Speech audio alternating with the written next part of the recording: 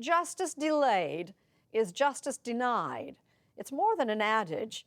For thousands in jails right now, justice can come with a price tag they simply can't afford, as Lee Cowan now explains. Anger got the better of me.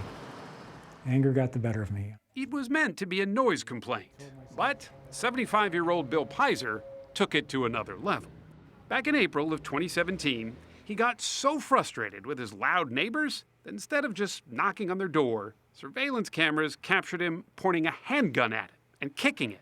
That's bad enough. But then the gun went off, accidentally, he says. I never should have done anything like that. That's a crazy, dangerous, irresponsible, uncalled for thing to do. But that's what I did, and I got myself arrested. No one was hurt, but this retired San Francisco cab driver knew he was in pretty deep trouble.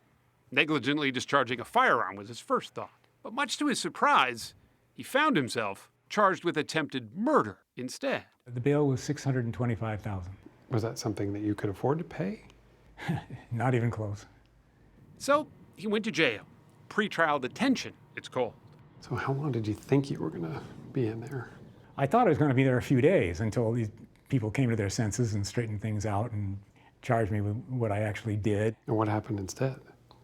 What actually happened was I spent 6 months in jail for crimes I never committed. Bill Pizer, who had never been in trouble with the law before, was locked up for one reason. He didn't have enough money to buy his freedom, and he isn't alone. It's estimated at least 60% of the people in jail today, 60%, haven't been convicted of anything. The estimates that I've seen are more than 450,000 people today are in jail just because they can't pay a bail. Almost 500,000 people. Exactly. It's unfair, inefficient, and a complete cost to taxpayers for no public safety benefit. There's no rationale behind the money bail system. Phil Telfian is executive director of a nonprofit called Equal Justice Under Law, dedicated to scrapping the cash bail system entirely, all across the country. We're not arguing that everyone has to be released or everyone should stay in jail. All we're arguing is that wealth status should not be the main criteria for who stays in jail and who's released. That is the opposite of what the framers of the Constitution had in mind when they wrote the Bill of Rights. In the Constitution, it's the 14th Amendment that guarantees equal protection under the law. But it's the 8th Amendment, where bail is mentioned specifically, saying it shall not be excessive. Last year, a 22-year-old Detroit man was charged with 2 misdemeanors after he fired a paintball gun at an unmarked police car. Although he had a clean record, the judge set bail at $30,000. $30,000? Yes, sir.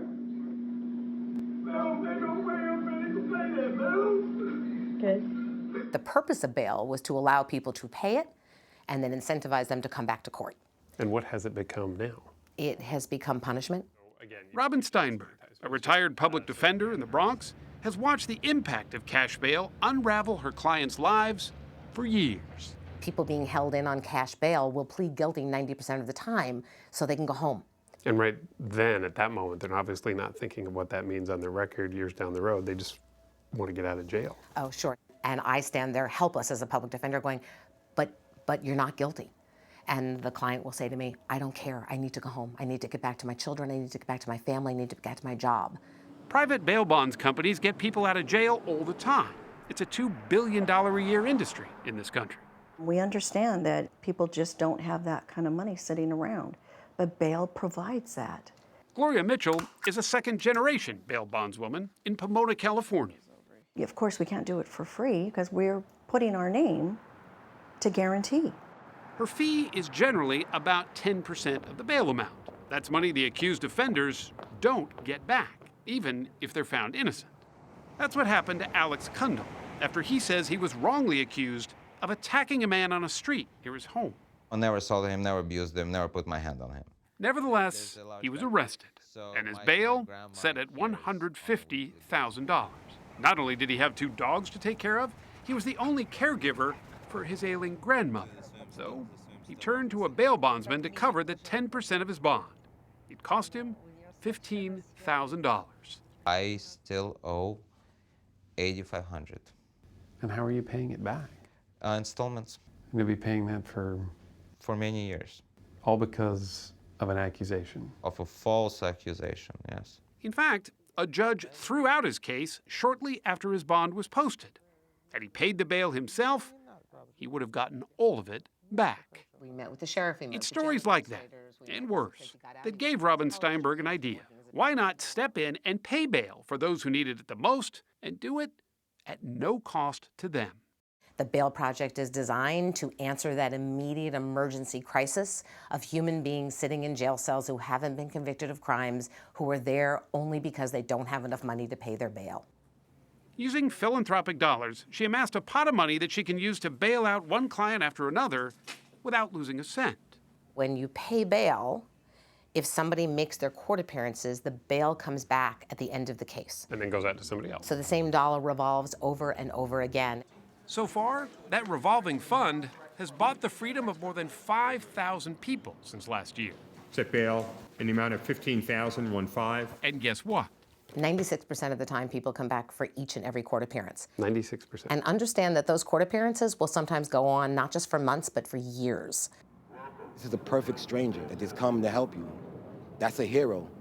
One of the people she bailed out was Ramall Edwards, who was arrested for riding his bike on a sidewalk. I didn't have the money to, to get out and fight my charge from the outside. All he needed was $150, 10% of his bail amount. But without it, he sat in jail for 5 days. That time behind bars cost him his job. So I'm being punished before I was sentenced.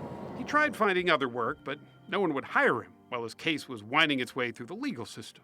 I had 2 job offers rescinded because of the charges. After 2 years of fighting, the charges against Ramall were dropped. He was later hired by the Bail Project to go back to that very same New York City jail where he had given up hope to give hope to someone else. I'm a hero in training. Hello? Grasha Amalaki is also working with the Bail Project. We found her outside Detroit's Wayne County Jail, where she had just made bail for Karina Jones's partner, Brian, who had been locked up for more than a month. He lost his job because he couldn't make the bail, and Karina had to quit hers to take care of their 4 kids. So happy we were able to get you out. Finally, some help from somebody. Like, I wasn't getting help from anybody. I'll give you guys a call sometime later this week and see if there's anything else that you guys need from here on out. For those who worry there's a public safety risk to releasing those who are accused but not convicted, Phil Telfian says they need look no further than the nation's capital. Washington, D.C. largely did away with its cash bail system back in 1992, and statistics show it has not caused an increase in crime. When folks are arrested in Washington, D.C., they're not given a price tag. They're simply told to come back to court. Now, in some cases, a judge will decide that someone is too dangerous or too much of a flight risk to come back to court. In Washington, D.C., that's less than 10% of the time.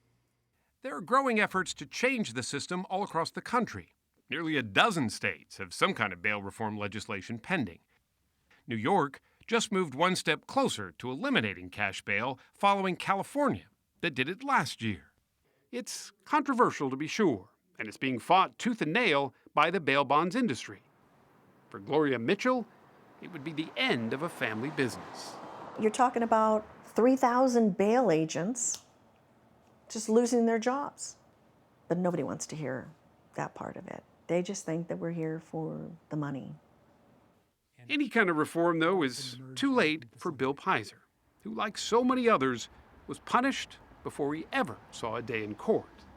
When that day finally came, he was acquitted on all charges. Your connection to your life as you knew it is broken.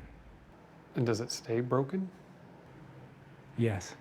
I will never be the same.